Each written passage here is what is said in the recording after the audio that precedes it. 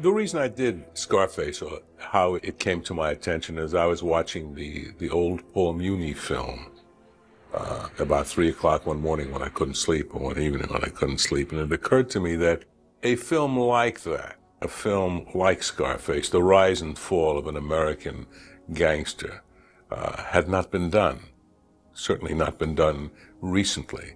Hadn't been done since Scarface. Having had done a number of films with Pacino, I'd always wanted to do a large gangster film where he would have a part to play in this genre. And it occurred to me that this was not the old Scarface, because the old Scarface had to do with Prohibition, but the rise and fall of a gangster, an American gangster, a dynasty. I talked to Al about it, and I said, there's something here. I don't know where it is yet. I had heard about Scarface for a long time because I was working on a play by Bertolt Brecht called Arturo Ui, which was very influenced by the American gangster picture. And I heard, even as a kid, I remember my relatives talking about the Scarface and how George Raft flips the $50. And so I had heard a lot about it and never saw the picture. So I was one day walking along Sunset Boulevard, of all places, and there was I believe it's the Tiffany Theater now, and it was playing in a double bill with something else, I forget. It was Scarface, and there was a few of us. So I said, well, why don't we just go and take a look at it? And we went in, and it was, an astounding movie, astounding. And the performance of Paul Muniz was astounding and inspiring. And I thought after that, that I just wanted to, I wanted to imitate him. I wanted to do something. I was inspired by that performance. And I called Marty Bregman, who then put together some people, and they started working on developing this as a film. We started to work on Scarface with David Rabe. That was the first screenwriter on it. And David and I were working on it. And the screenplay was not exactly going like everybody wanted it to. And ultimately, I felt that we couldn't all agree on what we were trying to do. And David and I left the project. And I started to talk to other people. And one of the people I talked to was Sidney Lumet. Sidney Lumet had the idea of putting it in Cuba, which I thought was a brilliant idea. For years, I remember even Martin Scorsese and Robert De Niro had the Scarface movie in their repertoire of things they wanted to do, and it was a difficult thing to break through and find our way in to do it in today's world. He says, well, why don't you do this about the cocaine world? And it occurred to me that that's it. That's it. And I enlisted Oliver, who I'd known for a long, long time. Oliver and I were very good friends. And we embarked on this venture, this quest to explore the cocaine world. He came to me after the failure of my picture I directed called A Hand, and wanted my services back as a writer. And I needed money, and I was in a tough place. I was leaving America. And he said he wanted to do Scarface. I said, I'm not really interested in remakes, It was not until Sidney Lumet came into the picture, I think shortly thereafter, we had another conversation, and he told me that Sidney Lumet was very anxious to do the movie and wanted to do it Cuban, Miami, 1980, 81, the Mariel boat lift to Miami. I started into the research into Miami. I went to Miami extensively, and I got to know both sides. I got to know the law enforcement side, the attorney's office, the gangster elements through the lawyers, the ex-gangster elements, and then eventually I wanted more, and I plunged on into the Caribbean. I went down to Bimini. On another trip, a separate trip, I went to Ecuador and to Bolivia. My wife was with me because she was sort of like part of my security. A man with a woman seems a little less sinister or less intrusive than a single man. Naturally, we struck up conversations with a lot of guys with jewelry, kind of playboy types. And I told them I was a screenwriter and I was doing a movie about this stuff, and they were flattered. We started talking and went back to their place, drinking, snorting, having a party. And I had mentioned the name of somebody who had helped me in Miami with my research. This person had been a defense attorney. When I mentioned the name, their faces went white. It meant that I may have been in some way connected to the prosecution or to a cop or an enforcement officer, and I was just pretending to be a screenwriter, and I was going underground here. I knew I was in trouble. It was a scary moment, and it was good for me to get back in touch with that fear that I had felt so often in Vietnam. Because that fear is sort of what the essence of Scarface is about. If you can capture those moments of fear, the concept of you don't know what's going to happen next, the violence can come at any time. And I wrote Scarface in Paris, actually. It got me away from that world of cocaine, because I was doing cocaine myself, and it was interfering with my thought process, and my brain cells were being damaged, you know?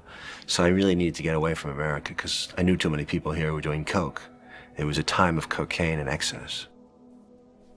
I just got the script, and on the first reading of the script, I realized how Oliver had captured that world and made it his own, and brought out that the wonderful texture and nuance and power.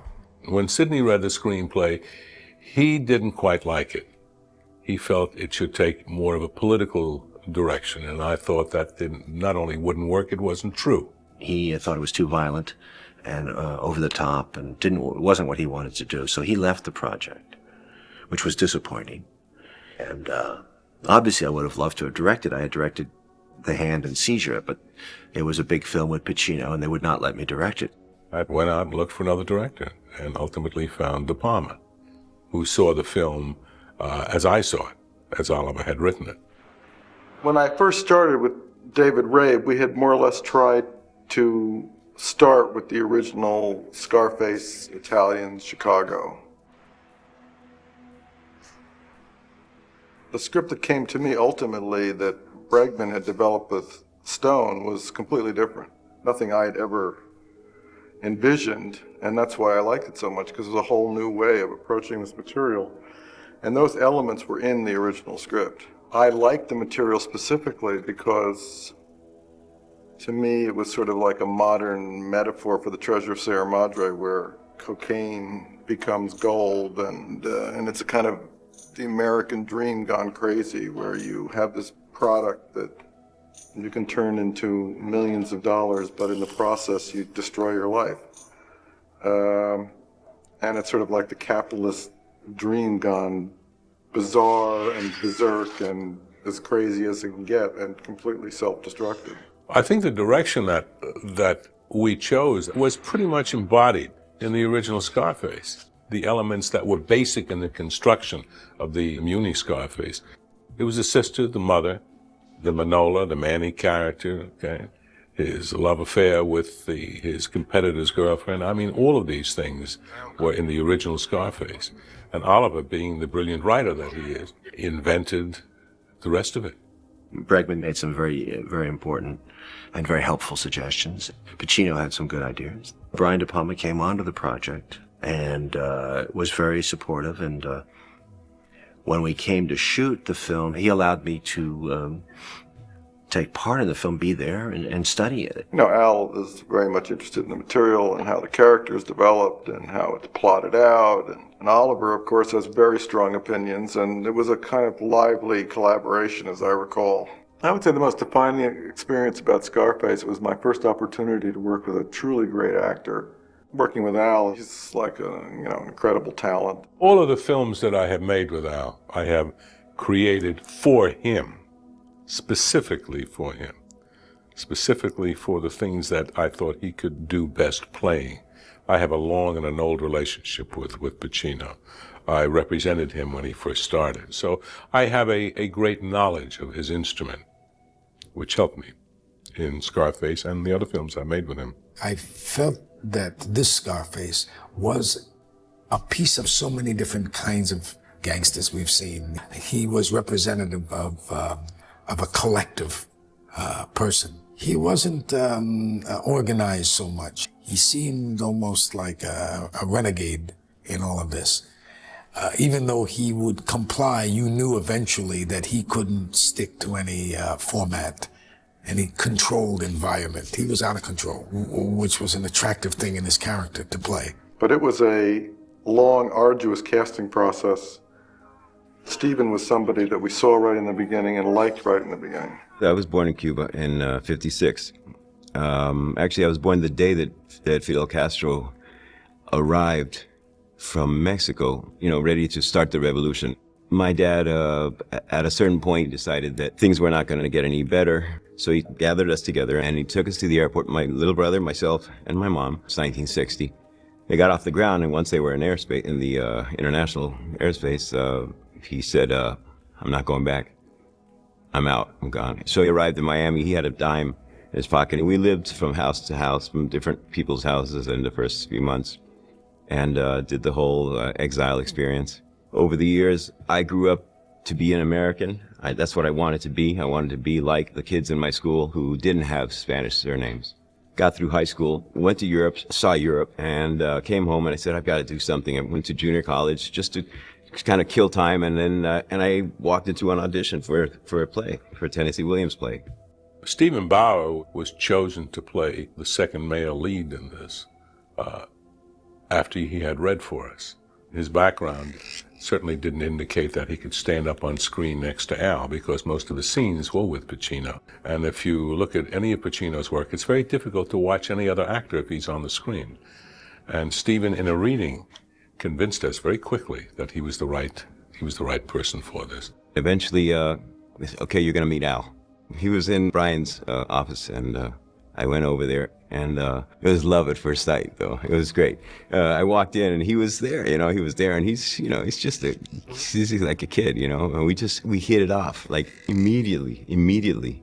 It was done deal. It was like we were ready to start to be those guys. Stephen and I became very close friends, and we spent much time together, and just going over our relationship and what it was in the past, and we enjoyed it. We had fun doing that, making a kind of a scenario, making up a story. And that was a lot of the work we did together. But there was a long process until we ultimately settled on the final cast. We're getting to a point where these decisions had to be made. Al would sort of go back and forth about, well, this is good, but this isn't quite working. And we ultimately had a screen test at the 9th hour and finally decided on Michelle. And suggested that I meet with her. And I said, well, if she would be good enough to fly herself in, I would see that she would certainly get a reading. And she did. For me, that was very important. I had every intention of paying for her transportation, which we did before we hired her a couple of months later. But if a young actor is that committed or is that interested in doing that role, that they would take the dollars, and which are hard-earned dollars at that point in their careers, and come in or make that kind of an effort, we always pick up the tab. And she did, and we auditioned her we read her with Al, with a lot of other young ladies. I think we auditioned every young actress in the business at that point. And at the theater that we used as a casting, when she got up on stage, she brought Al to life. It's interesting because I don't think even he was aware of it, but it happened. The relationship happened there. It was right then and there. Because nobody heard of this girl, and we were interested in maybe casting this role up, but when she was just magic. And that's why we used it. There was no question in my mind from the moment I saw her read that she was going to do this part. Michelle Pfeiffer was very interesting because it was one of her earlier movies, and I think she was very attentive and committed, and she is a very involved working person. She's involved all the way. And I think with this picture, I didn't know her, and she seemed like she wanted to discuss a lot of what was going on. And I remember her being very intense and interesting. Mary Elizabeth Nance Antonia was a very wonderful young actress when I first met her.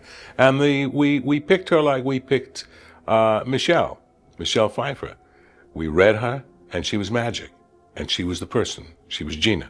Mary Elizabeth, I remember rehearsing with her and going over some. I can even remember talking about what was going on in this relationship, because it was a strange thing that does take place, and I don't think he thought of his sister that way.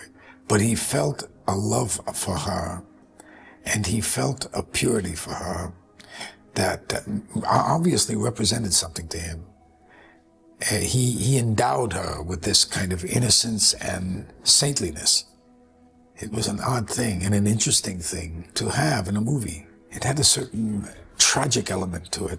We just clicked. You know, she was their favorite, and I was their favorite, and they put us together, and we read, and it was just right. The chemistry was right, and she's just as wholesome and as able to turn and be that fire, you know, that spitfire, you know, when she turns on him. I don't know why. All her scenes used to make me, I get all choked up because she's so pure, you know. Robert Loggia was chosen, again, on the basis of a reading.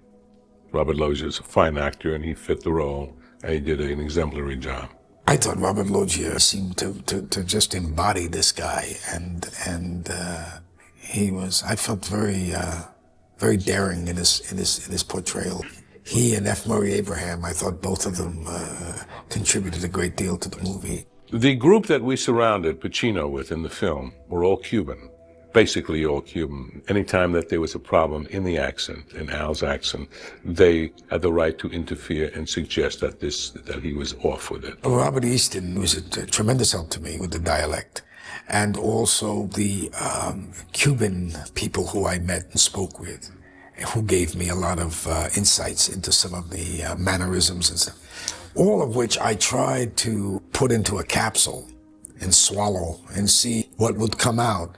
And I was trying more not to be as authentic, because I don't believe you can really be authentic unless you can mimic very well. But if I could take the accent and the mannerisms and sort of just heighten them in a way for this approach to this movie, because I think Brian De Palma was going to take a larger than life approach to this film, to conceptually deal with the movie in a more operatic style, just slightly larger than life. And so I think that was incorporated into my interpretation. Al did a lot of the interesting things. When I first met him, we were doing some screen tests. We were testing Michelle Pfeiffer and other ladies. And then after we finished that day, he said, "Johnny, can I ask you a big favor?" I said, "Yeah." He said, "Only speak Spanish to me once we start the movie." I said, "Really? Why?" He said, I want to hear Spanish. And he said, "Maybe I don't understand, but just talk to me in Spanish." So I did. For the entire picture, Al Pacino and John Alonzo spoke Spanish. He was Spanish himself, so when I was off with an accent, I asked John if he would help me, and I love that he spoke to me in Spanish. That's part of his preparation, and I think that's part of what makes him one of America's finest actors. We had a month of rehearsal time. This is unheard of, you know, but Bregman insisted on it, and Brian insisted on it, and we rehearsed that thing. We could have taken it on the road like a play. Scene, bang, bang, bang. We had a great cast, you know, these great actors. And Brian was great, his graciousness and his generosity and the wisdom, really, that it took to allow what he allowed, allow for exploration and spontaneity when there was room for it. It was a whole ensemble piece, and a lot of playing the scenes back and forth, and Al and the other actors would find, you know, they would improvise things and find things to build into the scenes, and Oliver would come back and rewrite them. There was a lot of that. I felt good when he was involved because, first of all, he responded to the script in such a passionate and positive way. And this idea he had of making this thing larger than life, a little bit more heightened, the reality, appealed to me. And I know every actor I've ever met does Tony Montana. You know, whether it's Bruce Willis, who does an incredible Tony Montana, or Tom Cruise, who does an incredible Tony Montana, or Alec Baldwin. I mean, you know, they all do him. I mean, it's like, you know, we used to do Marlon Brando and On the Waterfront. You know, it's such a audacious character with such wonderful lines. You know, and Al did such an incredible performance that, you know, every actor in the world loves to play that part. Originally, we were going to shoot the entire film in Miami because that's where the story takes place. We scouted locations in Florida, and we were going to shoot the movie in Florida, but then the Cuban community became so outraged at how we were representing them, they basically ran us out of town. There was an element of the Cuban community that were convinced that this was a Castro-financed a film, which was obviously not true. I mean, Castro had nothing to do with this film. We were doing a gangster film. We were doing a theatrical film, an operatic theatrical film. But there were some people that within the Cuban community, a small part of them that were convinced that we were out to, in fact, hurt their reputation collectively. There were a number of threats made, and we thought that it would be best if we moved the production from Miami to California. We shot it in LA, we shot it in Santa Barbara, we shot it in New York, and then we went to Florida for about, I'd say we shot 2 weeks there. And when we went back in, we had all kinds of bodyguards, but we were originally going to shoot the whole movie there. Tony Montana, who was named, by the way, but after my star at that time was Joe Montana, because I was a big 49er fan, and I was looking around for a good name. I thought Montana, the mountain, Montana. I think the most stunning thing about Al is his face. He's the kind of guy that can hold the screen with his face. When you start a movie, you sort of want to give the lead character a very impressive entrance. And that face, that character, the crazy shirt he's wearing, the scar, the way he moves, the way he talks. You just want to really hit them because you're hitting them with something they've never seen before. A lot of this had been reported on the news, but nobody had ever seen it in a movie before. And to see these Cuban gangsters and the way they talked, the way they moved, and he just sort of embodied that in that close-up. It's a very well-written scene by Oliver.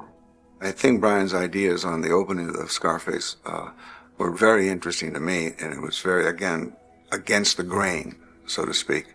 Instead of using these big, wide crane shot or something to introduce the character, he introduces him in a close-up, sitting in a chair, and he had the camera roll around him 360 degrees all the way around him. He did the performance to take about maybe 5, 6 takes like that, and they were all close. They were all close, and I thought, what a fascinating thing. In other words, he was introducing that face to the audience. And the script is so good, you also felt the personality coming out of him. You know, that arrogant behavior, that Latin machismo coming out of this man with a scar on his face. Al was very worried that it looked phony, it was too big, it was too small, so we did many makeup tests until we came up with something we all sort of liked. I felt this character was good with a knife and had fought with a knife. And the scar really came from one of those fights. And I thought it would be interesting if it got to the eyebrow and the action pulled my head away and it went down even further into this part of the face. So there's one up here and here. I like the different places because I think it was evocative of a chaotic wildness in this guy, that he was all over the place. He had one here and one there, you know. I think Brian has an affinity for doing the high crane shots, the straight down shots, the bird's eye view of things. And some of the things in Scarface were born out of necessity. For instance, the opening internment camp that was under the freeways and so on. If we had been leveled off, you would have seen that it was Los Angeles and not Miami. And also he was giving you that sort of introduction as if you're coming from heaven just to come down and to take a look at these people that are interned. He likes to move the camera a lot, but he doesn't do it arbitrarily. I don't think he does it just what I call cinematic gymnastics. He does camera moves that are an integral part of the story. Other than the personal events, the wars, the actual drug wars, the actual massacres, the Chainsaw Massacre, were all based on real incidents, very much so. We got a big assist from the U.S. Attorney's Office down there. And they showed us their files, and they showed us their tapes, their videotapes of crime scenes, all of the violence in this film that could happen. They didn't just kill each other in these drug wars. They literally chopped people up and found them sawed up in a trash can outside a 7-Eleven. So I wanted to establish a level of violence that nobody had ever seen before, because this is a whole different level of mob interaction. Not the sort of pleasant shootouts of this Godfather or stranglings or people being stabbed in the hand. Now we're into really terrible ways of killing each other. And I wanted to get it over early in the movie to set up, say, this is what it is. We're in a whole different world here. The chainsaw scene was based on an event I heard about, because I hung out with Miami, County of Miami, and Dade County, and I also hung out with Fort Lauderdale, which had another whole history. So I hung out with 3 different departments, and the case histories were pretty thick on murders. Definitely, the saw had been used. The scene was basically written by Oliver, and I just had to figure out a way of doing it, which, wouldn't turn into the Texas Chainsaw Massacre. That is a vintage De Palma technique. And you can feel it when you're doing it, that he set things up in such a way with such a strong visual understanding of what he wanted to do with that and how he wanted to build it. So I just marvel at it. And I was in the scene and I felt as though it was so laid out, it was so completely mapped out that it wasn't difficult to do. He had a giant crane move that Brian designed from the motel, and to see Stephen Bauer playing with a girl in a bathing suit and then back again and building that tension. And that sweeping moves, I call those director's points of view, as if I voyeuristically, if I could do that, I'd fly up and look through the window. I couldn't see, I'd come down and fly down. So to me, that's the feeling that he was giving me. Inside the motel room, everyone that I meet usually says, my God, that scene where they cut off his arm was terrible. I said, you never see it. You see it off of Pacino's face, you see it off of reactions, but you never see it. I said, that to me is good directing, because to leave you with the taste that you've seen something that actually hasn't happened. Well, it was interesting, when Scarface first came out, the scene, the shower scene, was picked on by almost every major reviewer in this country as something that was extremely violent, that was disgusting. But if you take a look at that scene very closely, we show nothing. All it is sound. There's sound and a man's face and blood. But there's nothing that goes on in that scene.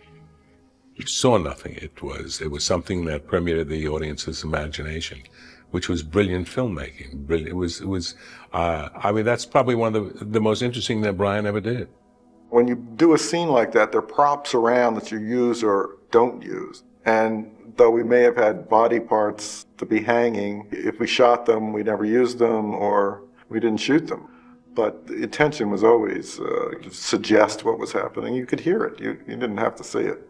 Once you set up a terrifically violent scene early in a movie, you don't really have to do much more after that. I expected Brian to give us this elaborate details of how he wanted the picture to look and what he wanted to work with. And all he said is, John, I want you to give me the most beautiful pictures, and I'm going to put violence inside. The movie was supposed to be shocking. It's a shocking world, and these are like gangsters you've never seen before. Well, it was shot in a couple of parts. We hung F. Murray from a crane, basically. But the stuntman, Dick Zeiker, had to leap out of the helicopter with a noose around his neck, and it had never been done before. That was a kind of tense day, as I recall. We had a couple of cameras on it, and they flew around, and then they literally tossed him out of the plane. And then we, intercut it with, Murray hanging from a crane. I want to do a kind of high-tech, neon, acrylic, vibrant pastels instead of your usual dark film noir, because you looked at South Florida, and this is what it was all about. These guys dressed in white, not black. And Scarfiati came up with a whole great look for the movie. And he was just a genius. The Babylon Club in Scarface, an extraordinary set that Nando Scarfiati designed. And he warned me before I saw the set. And he didn't warn me as much as asked me. He said, do you mind mirrors? And I said, no, I don't mind mirrors. I figured 1 or 2 mirrors here. I walk on there and there's 15 panels of mirrors all the way around. And to add to the dilemma, Brian says, I like to shoot 2 and 3 cameras. So that made it even funnier because I had to check each camera to make sure the mirrors were not reflecting itself or the other camera. And then when they were to be destroyed with gunshot, that we weren't going to get an accidental reflection. Stan Parks and Ken Papio are the mechanical effects men.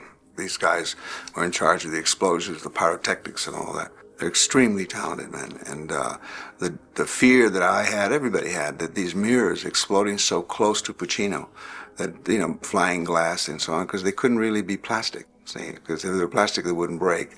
They had to be plate glass so that they would have the implosion. What they did was very, very clever. They were able to more or less implode them so that they could take the pellets away from Pacino's face. And then we go on the set. These sets were like, fuck. We'd read it. We'd been reading it for months, and suddenly there it is. They built these things, at Universal, and the sound stage is at Universal. And we'd walk on, it's like, oh, now I know where I am, and boom, we're there. The humor was a part of what I thought right from the start would be necessary in order to get this guy so that you could laugh at him also, because if not, it was just going to be a one-way street. You needed to find those odd things, those twists, those ironies, to give the character some intelligence too, so that there was something else going on also. Otherwise, it would be too blunt and too hard to take, I think. Oliver said, in the scene, you do this thing, have you ever done that? And I said, do that? And he goes, it's this thing. I saw this guy in Miami do this thing, with a tongue. And I said, you saw somebody do that? He goes, yeah. And I go, yeah, what? And he probably got slapped. He goes, that's what happens. You get slapped. And he goes, yeah, but do it. I mean, like, really do it. Can you do it? And I said, well, I'll practice, And I start doing it, and he goes, oh, you're Manny. Oh, it's perfect. Show Brian. Well, I think it's important to establish that, robbers, they sort of enjoy the money they rob. I mean, they have a good time. The cocaine world is a crazy world. It's not all grim death and murder. I mean, it's fun. The clubs should be fun. The girls should be fun. It's a price to pay for all this, but you got to show that why they're there. Well, they may be killers, but they're kind of colorful. Tony gets the American dream, but it's hollow because there's nothing going on spiritually. He can't love. He can't love Michelle Pfeiffer. He can't reach across. He can't connect. All he can love is his sister, his blood, but his ability to imagine a form of love outside himself is gone by the materialism that surrounds him, is destroyed by it. I thought that Al reminded me always of Humphrey Bogart with that kind of narrow face and those kind of nervous eyes of his. And I thought that it'd be a great finale for him to be buried in a mound of gold dust or cocaine, like just crash into it. The cocaine that Al snorted was real. No, I don't know what Al was snorting, to tell you the truth. I do remember we tried out baby milk, which is dried milk, but there was nothing easy to snort because it would get in your nose and you'd be blowing his nose all the time. But I never snorted it, so I can't really attest to what it was. I don't like to give away that secret because it takes away from somebody's belief. You have to have a secret. I mean, that's part of what we do. The ending of the Paul Muni Scarface has probably a lot to do with the codes of the time, that the bad guy had to repent or had to crawl on his knees and to beg and be a coward so that he could be killed or punished. So I think that was probably dictated the ending of Ben Hecht's Scarface. I think it was more interesting to let Al Pacino, Tony Montana, destroy himself, to bring himself down, which seemed to be the case if you study the history, the profiles of the drug lords. You will see a pattern. Money and excess and wealth. Luxury corrupts far more ruthlessly than war. The only memory I have of that is putting myself in a kind of trance-like state, because I was in a coked up state as the character. So I found myself every day going into this room with all these guns and all this smoke and all this hell, actually, and I would put myself in some kind of give myself a kind of mantra and just go in, bite the bullet, and, spend the 12, 14 hours there every day in, day out, just shooting that sequence. And if you're relaxed when you're doing it, you can take anything. You get zen about it, because if you, for once, take a look around you, it's just unendurable. A lot of times when guns are shooting, you don't see the flash. And when you see a gun shoot, you like to see the flash. And so we rigged up something that synchronized the flashing to the shutter of the camera so that you could see the flashing all the time. Ken Papio and Stan designed this synchronization system for the weapons so that the camera shutter is open to see the flame, and Pacino can't fire it unless the shutter is open. It sort of drove Pacino crazy a little bit, because he pressed the trigger and it wouldn't fire until the camera was perfectly in sync with his flash. And it got a little testy there because he wanted the freedom of it. But it worked out very good. These men were very talented men. We had a lot of time to shoot that because Al burned himself badly on one of the guns. And so I basically had to shoot like 2 weeks without Al. So I had a lot of time to shoot the Colombians doing things. I'm trying to think how many cameras we used in Climax. I'm not sure. I think we had one on a crane, and we had two down below, and a third one. It may have been 4. maybe 4 or 5 cameras that we had. We had a slow motion camera that was prepared to shoot the stuntman as he got hit, or Pacino as the squibs were going off. We had 1 camera in slow motion. We may have had 5 cameras on that sequence. Steven, a very old friend of mine, came over to the set and thought this was great and said, I got an idea, let's put a camera over here. I said, fantastic. So we stuck a camera, I think it was a low angle camera over on the side, and was used for when the Colombians first come into the house. It probably took more than half a day just to line up exactly where the cameras were going to go. And it took 2 days to get the stunt of the man falling. I say it took 2 days because it wasn't really working right the first time. And he had to hold his breath too when he landed there because Brian wanted to keep shooting for a long time. The gentleman that was head of the MPAA at that point had a very strong negative feeling about this film in terms of its violence and in terms of its language. But the language was a big problem to him, and he threatened us, not only threatened us, but he stamped an X rating on this film. We discussed what they thought was bothering them, and then I made an adjustment, and I sent it back to them a second time. They gave us an X again. Then I cut it back a third time, and they were sort of fixated on how many gun hits were in the clown. And I was thinking, the clown? They're worried about the gun hits and the clown. So this is the third time I sent it back, and they still gave us an X. And the studio, of course, was saying to me, solve this. You know, we can't release an X movie. But I wasn't going to cut it anymore. I felt it was against what the material was. I didn't think it was overly violent. I thought it was just showing the world of these people. And I thought it was affecting the dramatic thrust of the movie. So I said, I'm not doing this anymore. I think we're going to hurt the movie. And then I basically got on the phone, and I called some of my reporter friends nobody knew about, and I said, this is an outrage. So there was tremendous amount of articles. And I went to arbitration on this, except I went prepared for literally a court case. I brought in 3 psychiatrists, 3 experts in this field.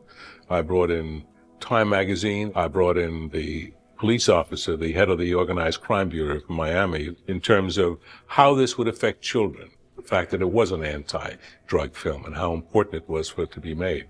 And we conducted this thing. We conducted this like a trial, and we beat him. We beat him hands down. The vote was 18-2 in favor of our getting an R rating. Basically, somebody said, we got to let the world know what's happening. And that's what I think swayed them, and we won. Now, there's something that gets completely confused all the time. Because I cut the picture back 3 times, everybody assumes they saw the third cut. But I called the head of the studio, and I said, if I have an X on the third version, I have an X on the first version. The initial version, they're all X's. Why don't I just go with the first version? And they said, oh, no, you can't do that. And I said, why not? An X is an X, isn't it?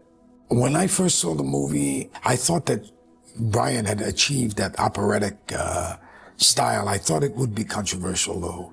I thought that there would be a reaction to it, that it would affect a certain kind of criticism. But it was the movie Brian set out to make, and I thought he achieved it. And I was pleased. At the first screening, actually, the first screening in New York, Martin Scorsese was sitting in front of me. I was a nervous wreck. And he turned around in the middle of it, and he said, they're going to hate this film, but they're going to love it, too. He says, people are going to love this. He says, you guys are you're right there. You're on. You're dead on. And he says, you're onto something, you know. When I saw the film, I was very proud of it. It was, one of my children. I go on the New York subways and I'd hear dialogue from the picture. I knew that it had hit a nerve. When Scarface was reviewed and released, we did very well business-wise, but review-wise, we did terribly. There wasn't a major reviewer in this country, with the exception of Vincent Canby, the New York Times, who thought this wasn't garbage. Now, these same reviewers have pointed to Scarface as the consummate gangster film, as the landmark gangster film.